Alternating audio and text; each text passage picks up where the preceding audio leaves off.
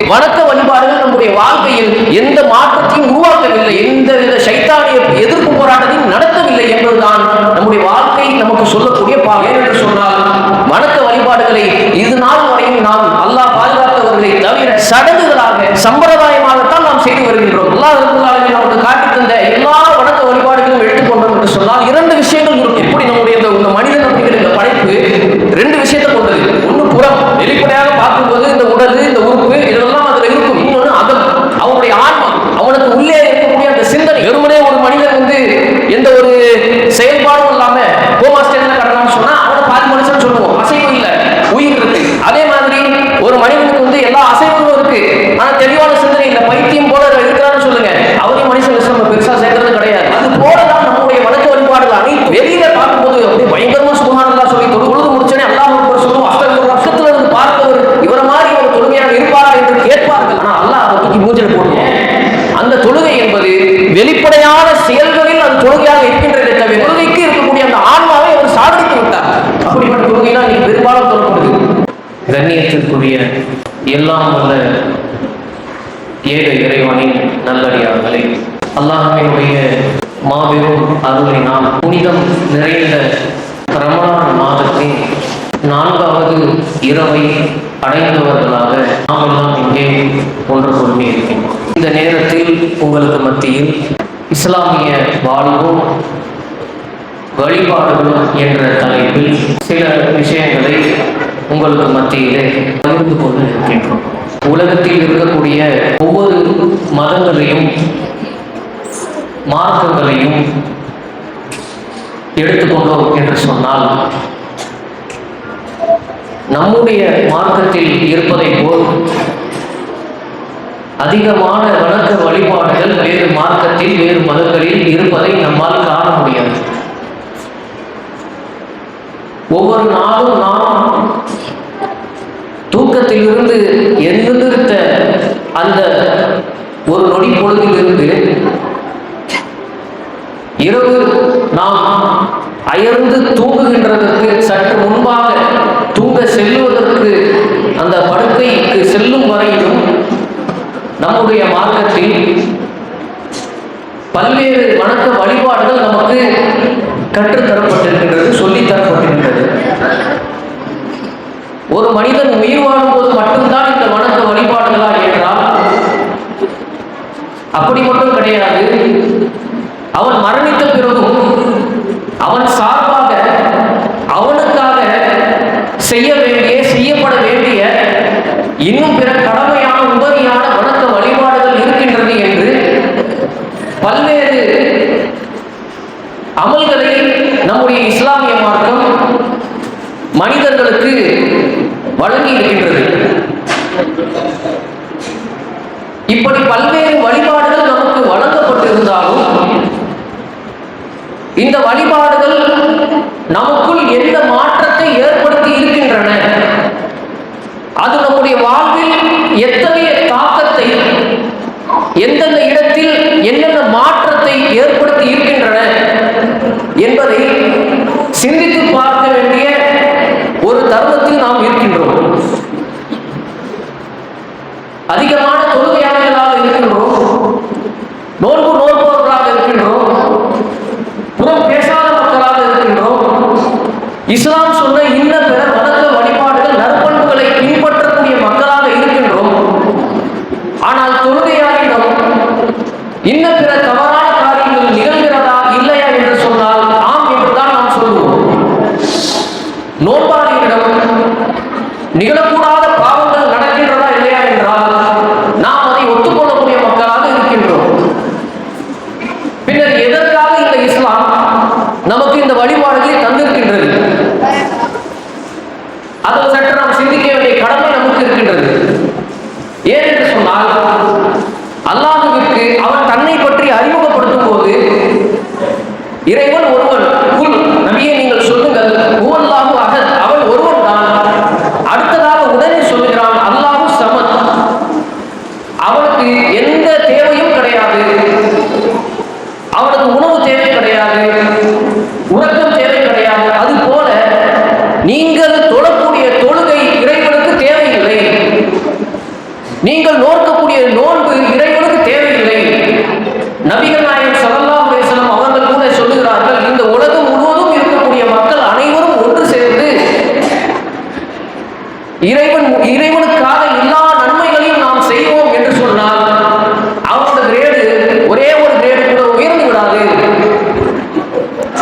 உலகம் முழுவதும் இருக்கக்கூடிய மக்கள் அனைவரும் ஒன்று சேர்ந்து இனிமே பாவம் மட்டும்தான் நம்ம செய்வோம் அப்படின்னு சொன்னாலும் இறைவனுடைய தரத்துல, இறைவனுடைய அந்தஸ்துல ஒரே ஒரு சிறு துளி கூட குறையவே குறையாது என்று சொன்னால், நாம் செய்யக்கூடிய அமல்கள் இறைவனுக்கு தேவையில்லை என்று சொன்னால் பிறகு எதற்கு அந்த அமல் என்பதை சிந்தித்து பார்க்க வேண்டிய தருணம் நம்மிடத்தில் வந்து கொண்டிருக்கின்றது. ஒரு காலத்தில் நம்முடைய அமல்கள் எல்லாம் நமக்கு பயனளிக்காது. ஏனென்று சொன்னால் நாம் நிரந்தர நரகத்திற்குரிய இணை வைப்பு என்ற செயலை, இறை மறுப்பு என்ற செயலை செய்து கொண்டிருந்தோம்.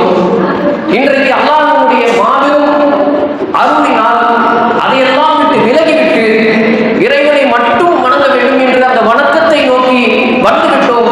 வணக்கம் என்பது நம்முடைய வாழ்க்கையில் பிரதிபலித்ததா, அது மாற்றத்தை உண்டாக்கியதா, அது பாதிப்பை ஏற்படுத்தியதா என்று நாம் பார்த்தோம் என்றால், மற்ற மார்க்கங்களில் அவர்கள் வணக்க வழிபாடுகள் இதை செய்யணும், இதை செய்யணும், இதை செஞ்சா இதை செய்யணும், இது சடங்கு, இது கடமை என்று எதை எப்படி செய்வார்களோ அதுபோலதான் நம்முடைய தொழுகையும் நம்முடைய நோன்பும் இஸ்லாம் நமக்கு காட்டி தந்த இன்னும் பிற வணக்க வழிபாடுகளும் அமைந்து இருப்பதை நம்முடைய வாழ்வு நமக்கு பிரதிபலிக்கின்றது. அப்ப இந்த வணக்க வழிபாடுகள் நம்முடைய வாழ்க்கைக்கு எதற்காக வழங்கப்பட்டிருக்கின்றன என்று சொன்னால், இந்த பூமியிலே அல்லாஹ் நம்மை அனுப்பியிருக்கின்றான். அனுப்பும் போது மிகப்பெரிய ஒரு போராட்டத்துடன் கூடிய ஒரு வாழ்வை நமக்கு தந்திருக்கின்றான். ஷைத்தான் மிகப்பெரிய கில்லாடி, அவன் லேசப்பட்ட ஆள் கிடையாது. நாம் நினைப்பது போல நமக்கு தான் இந்த ஷைத்தான், நமக்கு ஷைத்தான் புதுசு, நம்ம இப்பதான் இவனை பார்க்கிறோம், நமக்கு தான் முதல் ஷைத்தான். ஆனா ஷைத்தானுக்கு நம்ம எப்பேற்பட்ட ஆள், ஆதம் நபியிலே நம்மளை பார்த்துட்டு வரோம். நம்ம நினைக்கிறோம் 2026 நம்ம ஒரு ஷைத்தானை பார்க்கிறோம். ஆனா அந்த ஷைத்தானு ஆதம் நபி காலத்திலிருந்து இப்போ வரைக்கும் மனிதர்களை பார்த்து சலிச்சு இவனை எப்படி வழிகெடுக்கலாம், இவனை எப்படி வழிகெடுக்கலாம், இவனை எங்க தட்டணும்னா அவன் சரிஞ்சு விழுந்துருவான், இவனை எங்க தூக்கணும்னா அவன் எப்படி நரகத்துக்கு போவான் என்பதை மிக மிக அனுபவசாலியான ஒரு திறமைசாலியான ஒரு உயிரினத்தை ஷைத்தான் எனும் பெயரில் நம்மிடத்தில் அவன் வளர்ந்து கொண்டு வாழ்ந்து கொண்டு இருக்கின்றான். அப்படிப்பட்ட ஒரு போராட்டமான சூழல்ல அந்த வாழ்க்கையில் ஷைத்தானை நீங்கள் நேரடியாக சந்திக்கும் போது அவனுடன் உரையாடி அவனை நீங்கள் வீழ்த்துவதற்காக அத்தகைய நோக்கத்தில் தான் நம்முடைய மார்க்கத்தில் நமக்கு வழங்கப்பட்ட எல்லா வணக்க வழிபாடுகளும் நமக்கு அமைத்து கொடுக்கப்பட்டிருக்கின்றன. உண்மையில் சற்று சிந்தித்து பாருங்கள், எத்தனை தொழுகைகளை செய்கிறோம், எத்தனை வணக்க வழிபாடுகளை செய்கிறோம், நோன்பு நோக்கின்றோம். ஷைத்தானை இதுவரை நாம் வென்றோமா? இல்லை. சின்ன சின்ன அற்பமான காரியங்களில் கூட ஹராமான ஒரு உணவு வருகின்றது என்றால் சொன்னால் கூட பெரும் தொழுகையாளிகளாக இருப்பார்கள், பெரும் தாடி வைத்திருப்பார்கள். ஆனால் ரொம்ப சாதாரணமா ஷைத்தானுக்கு மடங்கி விழுந்துருவாங்க. பெரும் நல்லவர்களாக இருப்பாங்க, பெரும் அமல்கள் செஞ்சிருப்பாங்க, மானக்கேடான காரியங்களில் விழுந்துருவாங்க. பெரும் உண்ட அமல்களும் செய்து கொண்டே இருப்பார்கள். சின்ன சின்ன தவறுகள் இருந்து பெரிய தவறுகள் இருந்து அவருடைய வாழ்க்கையில் இவர்கள் தான் தொழுவாயா என்று கேட்கும் அளவிற்கு அவர் தொழுது கொண்டே இருப்பார். அவருடைய இன்னும் பிற நடவடிக்கைலாம் பார்க்கணும்னு சொன்னா இவர் தொழுகையாளியா, தொழுகையாளர்கள் இப்படிதான் இருப்பாங்களா என்று கேள்வி கேட்கும் அளவிற்கு வணக்க வழிபாடுகள் நம்முடைய வாழ்க்கையில் எந்த மாற்றத்தையும் உருவாக்கவில்லை, எந்தவித ஷைத்தானிய எதிர்ப்பு போராட்டத்தையும் நடத்தவில்லை என்பதுதான் நம்முடைய வாழ்க்கை நமக்கு சொல்லக்கூடிய பாடம். ஏனென்று சொன்னால் வணக்க வழிபாடுகளை இது நாள் வரையும் நாம் அல்லாஹ் பாதுகாத்தவர்களை தவிர சடங்குகளாக சம்பிரதாயமாகத்தான் நாம் செய்து வருகின்றோம். அல்லாஹ் ரப்பல் ஆலமீன் நமக்கு காட்டி தந்த எல்லா வணக்க வழிபாடுகளும் எடுத்துக்கொண்டோம் என்று சொன்னால் 2 விஷயங்கள் இருக்கும். எப்படி நம்முடைய இந்த மனிதன் அப்படிங்கிற இந்த படைப்பு 2 விஷயத்தை கொண்டது. ஒன்று புறம், வெளிப்படையாக பார்க்கும்போது இந்த உடல், இந்த உறுப்பு இதெல்லாம் அதுல இருக்கும். இன்னொன்று அகம், அவனுடைய ஆன்மா, அவனுக்கு உள்ளே இருக்கக்கூடிய அந்த சிந்தனை. வெறுமனே ஒரு மனிதன் எந்த ஒரு செயல்பாடும் இல்லாம கோமா ஸ்டேஜ்ல கடனான்னு சொன்னா அவனை பாதி மனுஷன் சொல்லுவோம். அசைவு இல்லை,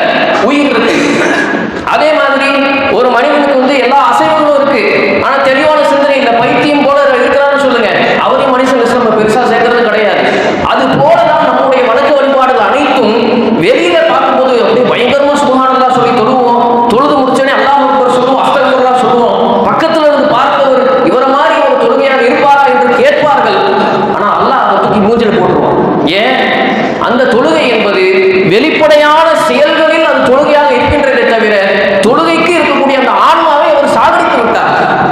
அப்படிப்பட்ட தொழுகை தான் இன்னைக்கு பெரும்பாலும் தொழப்படுது. உண்மையாக எந்த ஒரு மனிதர் அல்லாஹ் சொல்லிக் கொடுத்த அந்த தொழுகை தொழுகின்றானோ அதை பற்றி அல்லாஹ் சொல்லுகிறான், கது அஃப்லஹல் மூமினூன் 23வது அத்தியாயம் 1வது வசனம். மூமின்கள் வெற்றி பெற்று விட்டார்கள். எப்படிப்பட்ட மூமின்கள்? அவர்கள்ட்ட என்ன பண்பு இருக்கும் அப்படின்னு சொன்னா, அல்லதீன ஹும் ஃபீ ஸலாத்திஹிம் காஷிஊன். அந்த மூமின்கள் தொழுவார்கள் என்று அல்லாஹ் சொல்லவில்லை. மூமின்கள்னாலே தொழுவணும், அது இயல்பாக இருக்க வேண்டிய ஒரு பண்பு. ஆனால் அந்த மூமின்களிடத்தில் தொழுகை எப்படி இருக்கும் என்று சொன்னால், காஷிஊன், ஹஷியத்துடன் தொழுவார்கள், பணிவுடன் தொழுவார்கள். மூமின்கள் தொழக்கூடிய அந்த தொழுகை என்பது வெற்றியை கொடுக்கும் அப்படின்னு அல்லாஹ் சொல்லல. நல்லா இந்த வாசனத்தை நம்ம கவனிக்கணும். இந்த வசனத்தை அல்லாஹ் ஆரம்பிக்கும் போதே கது அப்படிங்கிற ஒரு வார்த்தையை போட்டு ஆரம்பிக்கிறான். நிச்சயமாக கொடுக்கும் அப்படின்னு சொல்றான். ஒண்ணு அல்லாஹ் சொல்லக்கூடிய வார்த்தை ஒண்ணு. ரெண்டாவது அஃப்லஹ அப்படிங்கிற வார்த்தையை அல்லாஹ் பயன்படுத்துறான். இறந்த காலத்துக்கு வெற்றி அடைந்து விட்டான் அப்படின்னு அதுக்கு பொருள். வெற்றி அடைந்து விட்டார்கள் பொருள். இனிமே வெற்றி பெறுவார்கள் அங்க வந்து அல்லாஹ் சொன்னானா? இல்லை. யார் ஒருவர் மூமினாக இருக்கிறாரோ தன்னுடைய தொழுகையை பணிவாக உள்ளச்சத்துடன் இறைவனுக்காக, இறைவனுக்கு முன்னாடி நான் ஒண்ணுமே இல்லை என்று அந்த தொழுகையை தொழுகின்றாரோ அவர் வெற்றி பெற்று விட்டார் என்று சொல்லி இனிமே வெற்றி பெறுவார்கள் என்று இறைவன் சொல்லவில்லை. அவர்கள் வெற்றி பெற்று விட்டார்கள் ஏற்கனவே. அந்த வெற்றி என்பது எப்படி இருக்கும் என்று சொன்னால், இறுதியிலே அந்த மூமினுக்கு கிடைக்கக்கூடிய வெற்றியாக இருக்கும். இடையிலே அந்த வாழ்க்கையிலே சற்று ஏற்றமும் இறக்கமும் இருந்து கொண்டு இருக்கும் என்பதுதான் இஸ்லாம் நமக்கு சொல்லித்தரக்கூடிய அந்த மிகப்பெரிய ஒரு பாடம். இப்ப இதை சற்று சிந்திச்சு பாருங்க. ஒரு தொழுகையிலே உள்ளச்சத்துடன் இறைவன் சொல்லக்கூடிய இந்த ஹஷியத், அந்த பணிவுடன் ஒருவர் தொழுவார் என்று சொன்னால் அவருடைய வாழ்க்கை எப்படி மாறும்? நபிகள் நாயகம் ஸல்லல்லாஹு அலைஹி வஸல்லம் அவர்களுடைய அந்த வாழ்க்கையை நம்ம பார்க்கலாம். எப்படி பார்க்கலாம் அப்படின்னு சொன்னா, அல்லாஹ் குர்ஆன் ஒரு இடத்துல சொல்லி காட்டுகிறான், இன்ன ஸலாத்த கானத் அலல் முஃமினீன கிதாபன் மவ்கூதா. நம்ம எல்லாருக்கும் தெரிஞ்சது. என்ன அர்த்தம்? நம்பிக்கை கொண்டவர் மீது தொழுகை நேரம் குறிக்கப்பட்ட கடமை. அது சாதாரண நமக்கு விளங்கும், நேரத்துக்கு தொழுகணும் அப்படின்னு. தொழுகையினுடைய ஆன்மா நமக்கு சொல்லிக் கொடுக்கக்கூடிய மிகப்பெரிய பாடம் இந்த நியூட்ரானுடைய மிகப்பெரிய சிக்கல். அதுதான் என்ன நமக்கு சொல்லிக் கொடுக்குது. நல்லா அந்த தொழுகையை கவனிச்சு பாருங்க. ஒவ்வொரு நாளும் மணி எடுத்தார் போல் நம்ம ஒருத்தர் வந்து கூப்பிடுவாரு. சரியாக அந்த நேரத்தில் போய் பங்க்சுவலா சரியாக அந்த நேரத்தில் போய் அந்த தொழுகையை நம்ம நிறைவேற்றணும். இது நமக்கு சொல்லித் தரக்கூடிய பாடம் என்ன? நேர மேலாண்மை. எந்த ஒரு காரியத்தையும் அதை அந்த நேரத்திற்கு சரியாக நாம் செய்தோம் என்று சொன்னால் அது கண்டிப்பாக வெற்றி அடைவார்கள் என்பது நாம சொல்ல வேண்டியதில்லை. குர்ஆன் சொல்லுது ஏற்கனவே. இன்றைக்கு இருக்கக்கூடிய ஆராய்ச்சியாளர்கள் நீங்க நெட்ல போய் அடிச்சு பார்க்கலாம். டைம் மேனேஜ்மெண்ட் இங்கிலீஷ்ல அடிங்க, நேர மேலாண்மைன்னு தமிழ்ல அடிங்க. அது சம்பந்தமாக ஆயிரக்கணக்கான புத்தகங்கள், கட்டுரைகள் உங்க கண்ணில் வந்து வாசிக்கிறதுக்கு அவ்வளவு விஷயங்கள் இருக்கு. ஆனால் குர்ஆன் தொழுகை என்பதன் வழியாக உங்களுக்கு மிக சுருக்கமாக, மிக சாதாரணமாக அந்த நேர மேலாண்மை கற்றுக் கொடுத்தது. பல பேரறிஞர்கள் சொல்லியிருக்கிறார்கள், யார் ஒரு நேர மேலாண்மையை சரியாக நேரத்தை பயன்படுத்துகிறாரோ அவர் வெற்றி பெற்று விடுவார் எல்லா விஷயத்தையும். அதுதான் குர்ஆன் சொல்லுது. அது அஃப்லஹல் மூமினூன், மூமின்கள் வெற்றி பெற்று விடுவார்கள். எப்படிப்பட்ட மூமின்கள்? அசட்டையாக இந்த இப்ப தொழுவோம் அப்ப தொழுவோம் அப்படி அவங்களுக்கு வெற்றி கிடையாது. அல்லாஹ்வுடைய அச்சம் ஏற்பட்டு அல்லாஹ்வுக்கு நான் போய் தொழுவணும், அல்லாஹ் என் மீது சுமத்துகிற கடமை நினைக்கக்கூடாது, அவனுக்கு நான் செய்ய வேண்டிய கடமை, அவனுக்கு நான் நன்றி செலுத்தணும், அவன் எப்பேற்பட்டவன், அவனை நான் வணங்காமல் இருக்க முடியுமா என்று அந்த அச்சத்துடன் போய் தொழுவணும். அப்படிப்பட்ட தொழுகை யார் ஒரு தொழுகிறாரோ அவர் வெற்றி பெறுவார்கள். இப்ப சற்று யோசிச்சு பாருங்க. நபிகள் நாயகம் ஸல்லல்லாஹு அலைஹி வஸல்லம் அவருடைய வாழ்க்கை எப்படி இருந்துச்சு? அன்றைய ஜனாதிபதியாக அவர்கள் தான் இருந்தாங்க. அரபு உலகத்தை அவங்க தான் ஆட்சி செஞ்சாங்க. பொருளாதார துறையை அவங்க தான் பார்த்தாங்க. ஜகாத் வர்றது போறது மக்களுக்கு பிரிச்சு கொடுக்கறது அவங்க தான் பார்த்தாங்க. இதுக்கு மத்தியில மதீனா பள்ளிவாசல்ல இமாமாக அவர்கள் தான் இருந்தாங்க. 5 வேளைக்கு போருக்கு தளபதியா அவங்க தான் இருந்தாங்க. போருக்கு வியூகம் ஒதுக்குறதுக்கு அவங்க தான் இருந்தாங்க.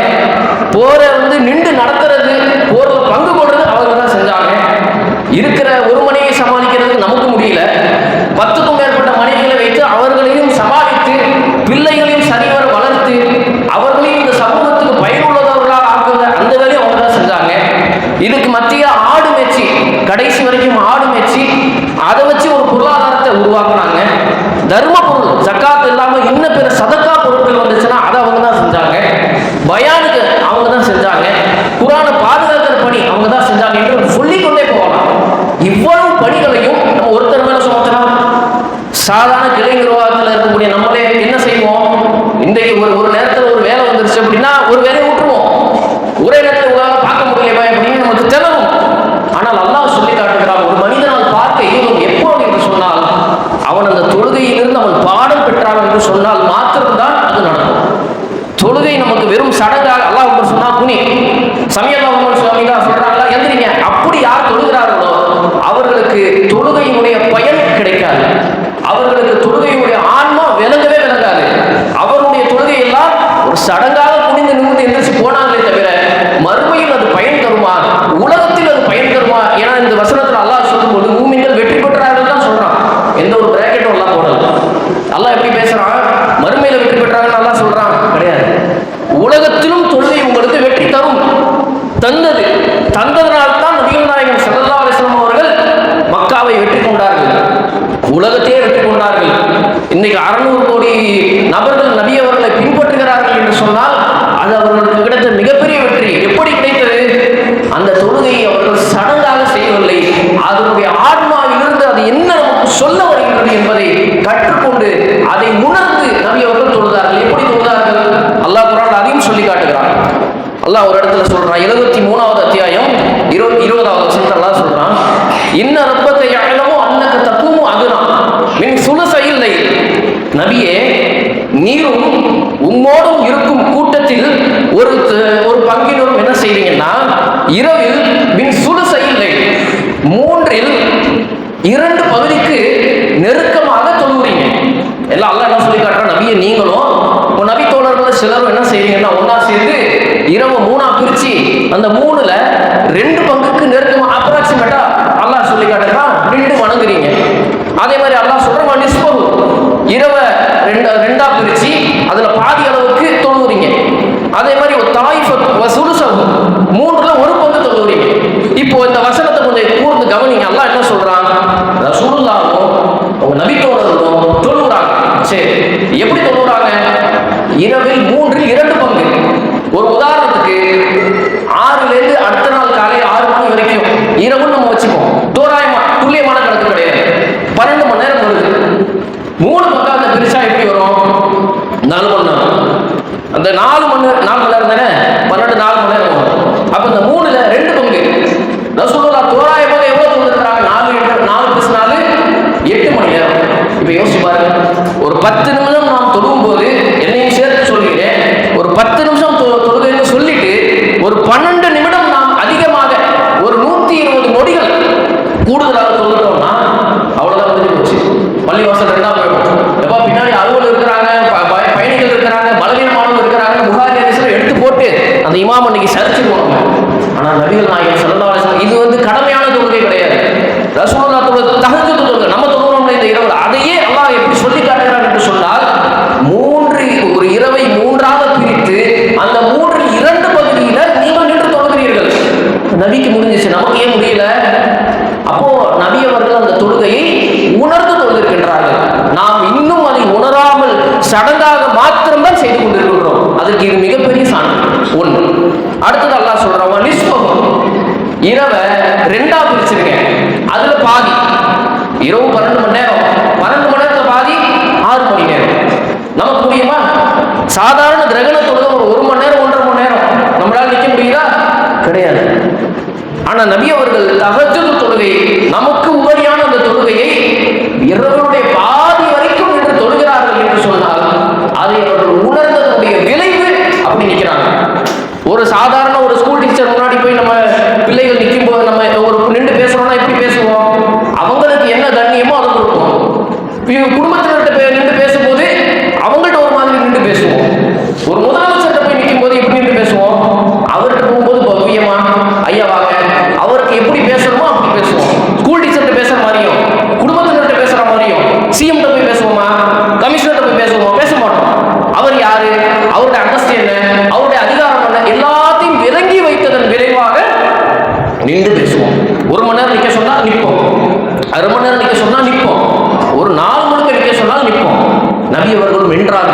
அந்த இறைவனை நினைத்து இறைவனை புரிந்து கொண்டு அதன் விளைவாக தொழுகையை அச்சத்துடன் இரவினுடைய பாதி வரைக்கும் என்று தொழுதார்கள். இரவில் 2 பங்கு வரைக்கும் தொழுதார்கள். இது அதிகபட்சம். 2 அதிகபட்சம். அல்லாஹ் அடுத்ததாக சொல்றான், வசுலுசஹு 1/3 பங்கு. குறைஞ்சபட்சம் நபி அவர்கள் தொழுது என்ன? 4 மணி நேரம். தஹஜ்ஜுத் தொழுகை வந்து ஆயிஷா அவர்கள் சொல்வாங்க இல்லையா, ஆயிஷா ரலியல்லாஹு அன்ஹா அறிவிக்கக்கூடிய ஹதீஸ், ரசூல் ஸல்லல்லாஹு அலைஹி வஸல்லம் அந்த இரவு தொழுகை பற்றி கேட்பாங்க.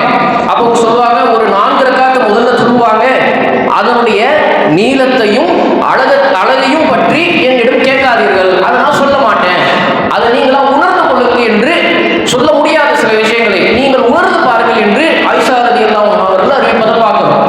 அப்போ நம்முடைய தொழுகையெல்லாம் நம்ம எப்படி தொழுதுட்டு இருக்கோம் அப்படிங்கிறத நாம் மறுபரிசீலனை செய்ய வேண்டிய ஒரு இடத்தில் நாம் இன்றைக்கு வந்திருக்கின்றோம். இப்படிப்பட்ட தொழுகை நமக்கு எதை கொடுத்து விடும்? நாம் தொழும் இந்த சடங்கு பூர்வமான தொழுகை இருக்குல்ல, இமாம் அல்லாஹ் அக்பர் சொன்னோடனே குனிகிறோம், ஆக்சிலேட்டர் அழுத்துறோம், ஏறு மாத்தினா தானா மாத்திரம், நம்ம சிந்திச்சு மாத்திரமா? வண்டியை ஓட்டக்கூடிய அந்த புதுசுல ஒன்றையும் கவனத்தில் வச்சு ஆக்சிலேட்டருக்கு ஏறுன்னு மாற்றி போடுவோம், பிரேக்கை திறந்து கவனிச்சு பண்ணுவோம். அப்போ ஒரு 6 மாதம் 3 மாதம் கழிச்சு நமக்கு தானா பழகிடும். ஆட்டோமேட்டிக்காக ஸ்பீடு பிரேக்கரை கண்ணு பார்க்குதோ இல்லையோ, அந்த உணர்வுலேயே நம்முடைய கை வந்து ஆக்சிலேட்டரை குறைச்சிட்டு பிரேக் அழுத்திடும். அதே மாதிரி இன்னைக்கு தொழுகைங்கிறது இமாம் வந்து ஓதுற சவுண்டை வந்து குறைக்கும் போதே ரைட்டு போறாரு, ருக்குக்கு போறாரு அப்படின்னு சொல்லி தானாவே நமக்கு விலங்கி என்ன செஞ்சிடறோம், அப்படியே ஒரு குனி குனிச்சிடறோம். ஒரு தக்பீர் சொல்றான்னு சொல்றாரு. 2வது, இந்த தொழுகை எல்லாம் ஏற்றுமா நம்ம நினைக்கிறோமா? சிறுக்க விட்டு வெளியில வந்துட்டா நம்முடைய வாழ்க்கை மாறிடுச்சா? கிடையாது. நபிகள் நாயகம் ஸல்லல்லாஹு அலைஹி வஸல்லம் அவர்கள் தொழுவார்கள்.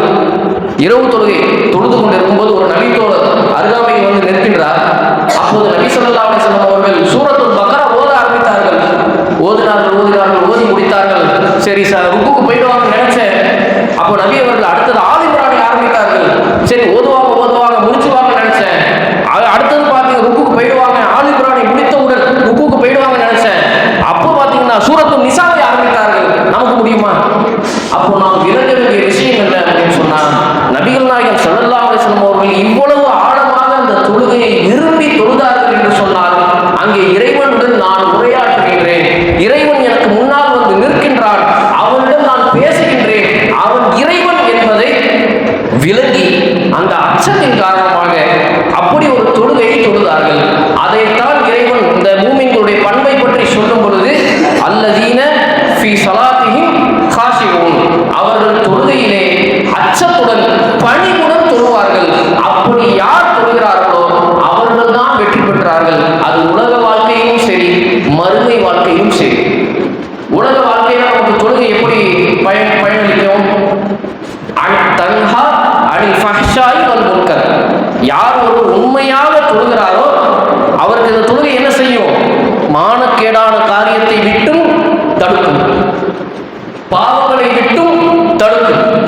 இதை உண்மையாக நாம் கடைபிடித்தோம் என்று சொன்னால், எதை? தொழுகையை உள்ளச்சத்துடன் உண்மையாக சடங்கு பூர்வமாக இல்லாமல் நாம் கடைபிடித்தோம் என்று சொன்னால், அது உங்களுடைய மனசை பிடித்து உடுக்கும். இந்த பாவத்தை செய்யாத.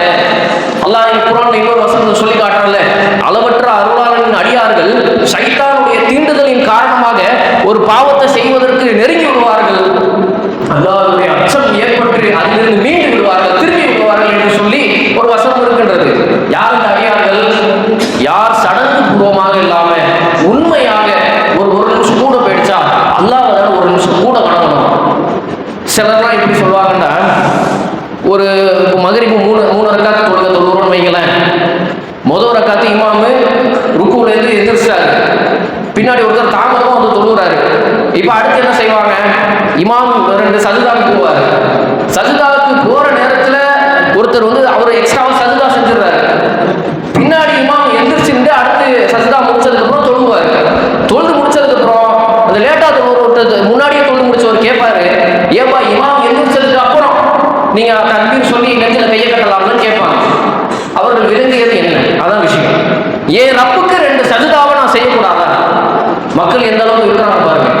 2 சஜிதாவை என்னுடைய இறைவனுக்கு எனக்கு பார்வையை கொடுத்திருக்கிறான், எனக்கு உயிரை கொடுத்திருக்கிறான், நல்ல கை கால்களை கொடுத்திருக்கிறான், குழந்தை செல்வத்தை கொடுத்திருக்கிறான், உலகத்தில் இருக்கிற எல்லாத்தையும் கொடுத்திருக்கிறான். என்ன குறை நமக்கு? 2 சஜிதா கூட செய்வதற்கு நமக்கு ரொம்ப சுணக்கம் ஏற்படுது. நம்முடைய தொழுகை எல்லாம், நம்முடைய தொழுகைன்னா நான் உதாரணத்துக்கு தொழுகையை சொல்றேன், எல்லா வணக்க வழிபாடும் தொழுகையில நம்ம நின்றுட்டோம்ல, நின்றதுல இப்படி ஒரு அறிவு அவள் தொழுதுகிட்டே இருப்போம், எப்படா முடிப்பான டைம் கையில வாட்ச் கட்டி இருந்தாலும் அதை பார்ப்போம், அப்புறம் ஃபோன் வைப்ரேட் ஆகும், இப்படி பண்ணுவோம். சில பேர்லாம் நிற்கும் போது தக்பீர் கட்டி இப்படியே ஆடுவாங்க, கால் வேற ஸ்டாண்டு ஆணி அடிக்கல, அவங்களுக்கு ஆணி அடிச்சா மாதிரி நிற்கணும், ஆனா ஆடிக்கிட்டே இருப்பாங்க, எப்படா முடியுங்கிற அந்த எதிர்பார்ப்போட நிற்பாங்க. முடிச்ச வேகத்துக்கு இத்தனை பாவத்தை செஞ்சுட்டாங்க, தொழுகையில இத்தனை தவறுகளை செஞ்சுட்டாங்க. நபி அவர்கள் அழகாக சொல்லி கொடுத்தார்கள், இறைவா அல்லாஹ் அக்பர், தொழுது முடித்த உடனே நீதான் பெரியவன், அஸ்தக்ஃபிருல்லாஹ், நான் சின்ன பையன், நான் பாவம் செஞ்சுட்டேன், என்ன நீ மன்னிச்சு. அதை கூட எப்படி சொல்றோம், சடங்கு அல்லாஹ் அக்பர் அஸ்தக்ஃபிருல்லாஹ் அஸ்தக்ஃபிருல்லாஹ் சொல்ல முடிச்சு, அந்த அஸ்தக்ஃபிருல்லாஹ் கூட முழுமையாக சொல்வதில்லை. தொழுகையில செஞ்ச எல்லா தவறுகளுக்கும் பாவமான காரியங்களுக்கும் பிராயச்சித்தமாக நபி அவர்கள் சொல்லிக் கொடுத்த அந்த வார்த்தையை கூட சடங்காக மாற்றிவிட்டோம். அப்படி என்றால் நாம் விளங்க வேண்டிய ஒரே ஒரு விஷயம், நம்முடைய வாழ்க்கையில் இஸ்லாம் உண்மையாக ஒரு மாற்றத்தை ஏற்படுத்த வேண்டும் என்று சொன்னால், இஸ்லாமிய மார்க்கத்தில் இருக்கக்கூடிய எந்த ஒரு விஷயத்தையும், எந்த ஒரு வணக்க வழிபாடையும், தொழுகை உட்பட சடங்காக குனியணும் நிமிரணும் அப்படின்னு இல்லாமல், அதனுடைய ஆன்மா நமக்கு என்ன சொல்லுகின்றது, அதை எப்படி நிறைவேற்ற வேண்டும் என்று வெளிப்புறத்தில் மட்டும் இல்ல, விரல அசைக்கணும்னு நபி அவர்கள் சொன்னார்கள் என்று சொன்னால் அப்படித்தான் தொழுவணும், அதுல மாற்றுகிறது கிடையாது. ஆனால் அகத்தில் உள்ளத்தில் இருந்து அந்த தொழுகையை நாம் எப்படி தொழ வேண்டும் என்பதையும் நாம் கற்றுக்கொண்டு, அது ஒரு நாள் வராது, ஆனால் அதற்காக நாம் இறைவனிடத்தில் பிரார்த்தனை செய்து அதற்காக நாம் முயற்சி செய்ய வேண்டும். முயற்சி செய்தால் மாத்திரம்தான் அல்லாஹ் வந்து என்ன செய்வான். குர்ஆன்ல ஒரு வசனம் இருக்கு, இன்னல்லாஹ் லா யுகையிரு மா பி கௌமின், எந்த ஒரு சமுதாயத்தையும் அல்லாஹ் மாற்றவே மாட்டான், ஹத்தா எது வரைக்கும் என்று சொன்னால் அவர்கள் தம்மை தாங்களே மாற்றிக்கொள்ளாத வரை. நாம நினைக்கணும், நான் உண்மையான அல்லாஹ்வை போய் தொழுவணும் அப்படின்னு முதலில் நினைத்து அதற்காக முயற்சி செய்து நம்மை நாமே சீர்திருத்திக் கொள்ள வேண்டும். அப்படி செய்யவில்லை என்று சொன்னால் எந்த ஒரு மாற்றமும் நமக்கு ஏற்படாது. நாளை வறுமையில போய் நிற்கும் போது, இறைவா நான் அப்படி தொழுதேனே இப்படி தொழுதேனே அப்படின்னு நம்ம சொல்லுவோம். அல்லாஹ் அதையும் குர்ஆன்ல சொல்லி காட்டுறான். சிலர் வந்து மறுமை நாளில் வந்து நிற்கும் போது அந்த நேரத்தில் வந்து அவருடைய குரல்கள் ஒடுக்கிவிடும். அல்லாஹ் தன்னுடைய கெண்டை காலை திறந்து அப்படி வந்து காலை வைப்பான். அவங்களும் தொழுகையாளிகளா இருப்பாங்க. எல்லா தொழுகையாளையும் நிற்கும் போது சிலருடைய முதுகு கட்டை போல் ஆகிவிடும், சஜ்தா செய்ய முடியாது. உலகத்தில் யாரெல்லாம் தொழுகைக்கு அழைக்கப்பட்டு உண்மையாக தொழுதார்களோ அவர்கள் அழகான முறையில் அங்கேயும் போய் சஜ்தாவை செய்வார்கள். யார் அந்த தொழுகையாளிகள்? சடங்கு பூர்வமாக இல்லாம, சும்மா குனிஞ்சோம் நின்றோம் இல்லாம, அல்லாஹ்வுக்காக அல்லாஹ்வை உணர்ந்து, என்னுடைய இறைவன் என்னை படைத்தவன் இந்த ஏத்த மாதிரி நிற்கிறான். அதுதானே நம்ம சொல்றாங்க. ஜிப்ரீல் அலைஹிஸ்ஸலாம் அவர்கள் வந்து இஹ்சான் அப்படின்னா என்னன்னு கேட்கிறாங்க. நபி அவர்கள் சொன்ன பதில் என்ன? நீங்கள் இறைவனை பார்க்காவிட்டாலும் இறைவன் உங்களை பார்த்து கொண்டே இருக்கின்றான் அப்படிங்கிற எண்ணத்தை வைத்துக் கொண்டு அந்த உள்ளச்சத்தோடு நீங்கள் தொழுதீர்கள் என்று சொன்னால் அதுதான் இஹ்சான், அதுதான் உண்மையான நன்மை என்று சொல்லி நபி அவர்கள் சொல்கிறார்கள். அப்படி நாம் நம்முடைய தொழுகையை அமைத்தால் மாத்திரம்தான் நம்முடைய வாழ்க்கையில் அந்த தொழுகை உண்மையான தொழுகையாக இருக்கும். அது உண்மையாக நமக்கு பயனளிக்கும். எப்படிப்பட்ட பயன் என்று சொன்னால், இந்த உலகத்திலும் நமக்கு வெற்றி கொடுக்கும். நபி அவர்களுக்கு கொடுத்தது, ரோம் பாரசீக சாம்ராஜ்யத்தை வீழ்த்தினார்கள், வீழ்த்துவதற்கு தயாரானார்கள், மறுமையிலும் வெற்றியை கொடுக்கும். அப்படிப்பட்ட நன்மக்களாக அல்லாஹ் ரப்பல் ஆலமீன் நம் அனைவரையும் ஆக்கி அருள் புரிவானாக. வஆஸிரு தஅவானா அனில் ஹம்துலில்லாஹி ரப்பில் ஆலமீன். அஸ்ஸலாமு அலைக்கும் வரஹ்மத்துல்லாஹி வபரகாத்துஹு.